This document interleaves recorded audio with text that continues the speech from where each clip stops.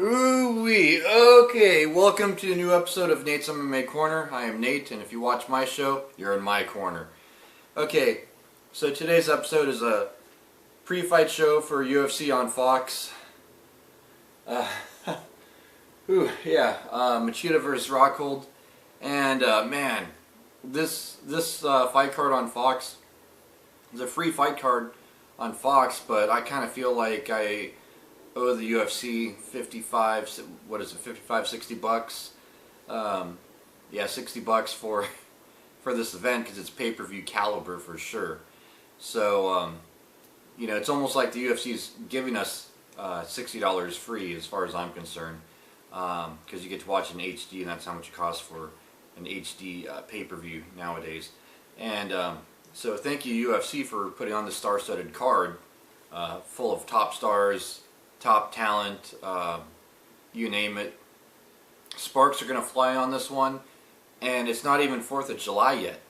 That's how crazy it is.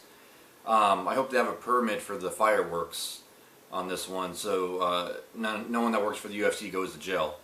Yeah, so that's how intense this card is, and it's pretty scary. Make sure they have a fire marshal on hand. Yeah, okay, so it's a pre-fight show for the main card, UFC on Fox, Machida versus Rockhold. And I'll just go down the main card, give my predictions. And so the main event is Lyoto the Dragon Machida versus Luke Rockhold. And yeah, it's middleweight bout, possible #1 contender match. Whoever looks the most impressive out of the main card in the middleweights gets the title shot against the winner of Vitor Belfort and Chris Weidman. And let me just show you guys something. Okay, where is it? Oh yeah, right here.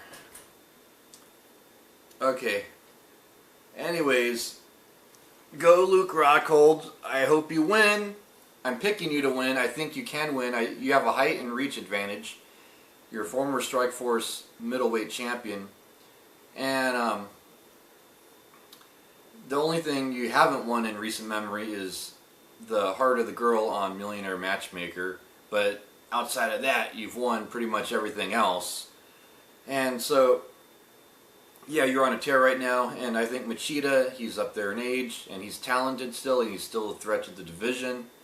But I think Rockhold, using his southpaw and his height and reach, and also great submission defense and submission offense, can deal with the ground game of Machida, and he can use that reach to deal with the stand-up of Machida as well.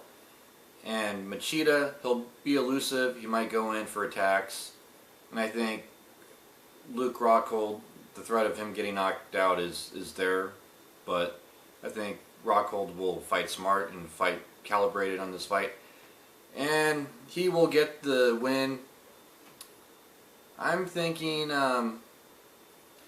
midway into the fight by knockout, maybe round 3 or 4. If not, if he doesn't get it by then and it goes to round 5, it's going to go to a decision, and it will be probably 49-46 unanimous decision win for Luke Rockhold. And if Machida wins, it's probably going to be first or second round knockout win for him. But I'm picking Luke Rockhold to win this. I think he's most likely going to win it by unanimous decision. Machida can take punches. Not that Rockhold doesn't hit hard, but Machida can take punches. So there you have it. My pick for the main event, Luke Rockhold in the middleweight bout. 5-rounder, possible #1 contender match for Chris Weidman's gold. Then on to the co-main event, which is also a middleweight bout with Jacare Souza versus Chris Camozzi. Now this is a rematch. On short notice, Chris Camozzi filling in for the injured Yoel Romero. And yeah, had Yoel Romero stayed in this fight, I think it could have been a way closer fight with maybe possibly Yoel Romero winning that.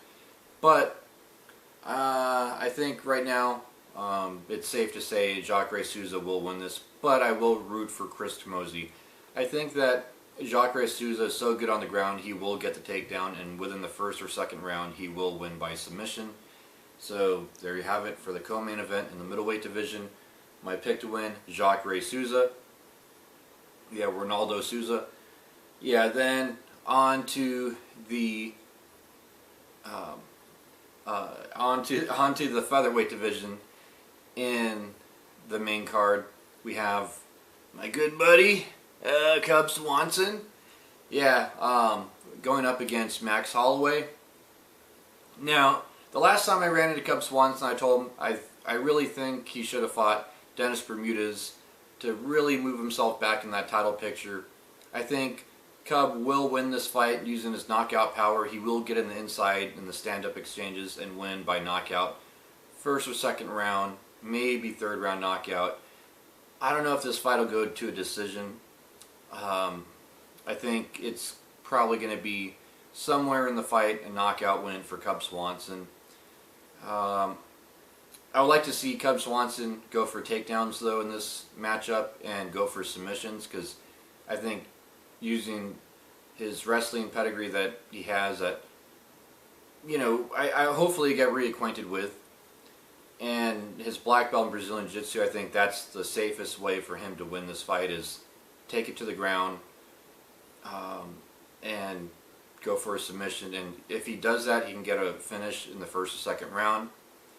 But I think this will be a stand-up war and a possible fight of the night. And Cub Swanson will decide to stand and bang with him, and he can do it. He has killer boxing skills, training with the Diaz brothers here in the Coachella Valley. And I think, his knockout power, his footwork, and his just overall punching power, it's going to knock out Max Holloway in the first, either first couple rounds, if not the third and final round. And hopefully Cub Swanson will be back in line for a title shot. And good luck to you, man. Hope you win.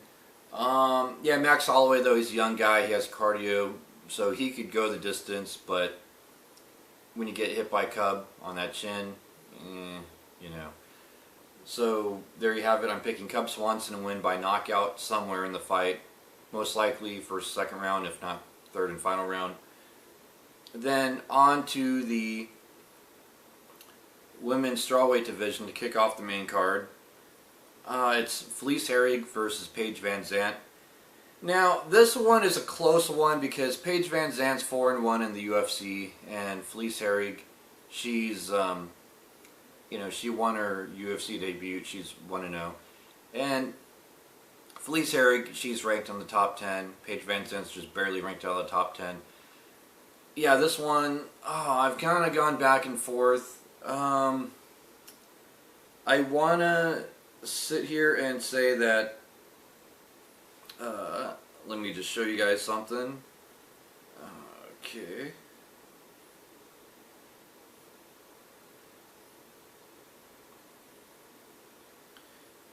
Yeah, okay, I'm gonna pick Felice Herrig. She was a nice lady when I met her.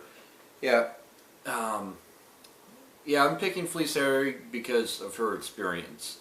And she's fought the slightly tougher competition. And Paige Van Zandt, last time I checked, is a blue belt in Brazilian Jiu-Jitsu, so she's not a massive threat yet on the ground. But I think down the line, Paige Van Zandt will be a massive threat on the ground. She does have, ground game skills, training at Team Alpha Male, getting good wrestling work in and good submission work in. Rye Faber is a good coach over there. And Felice Herrig, though, I think that her submission defense will be good enough to avoid getting submitted by Paige Van Zandt. And she could possibly submit Paige, but I think Paige Van Zandt either wins, or Felice Herrig wins by second or third round knockout, because she's been doing Muay Thai kickboxing for a long time. She's been in MMA for a long time, and she still has several years left in her career. So her cardio, she takes good care of herself. So I think both Paige and Felice could go the distance, and I'm kind of leaning towards it goes unanimous decision win for Felice Herrig. That's my number 1 choice. My number 2 choice, Felice Herrig gets it done, 2nd or 3rd round submission. So, yeah, I'm picking Felice Herrig to win by unanimous decision, most likely. Yeah, so unanimous decision win for her, Felice Herrig. Yeah, that wraps up my pre-fight show for UFC on Fox, Machida versus Rockhold. And stay tuned for my next episode, which will be a post-fight, see if I was right about my picks. So stay tuned for that in the coming days, and until then, see ya.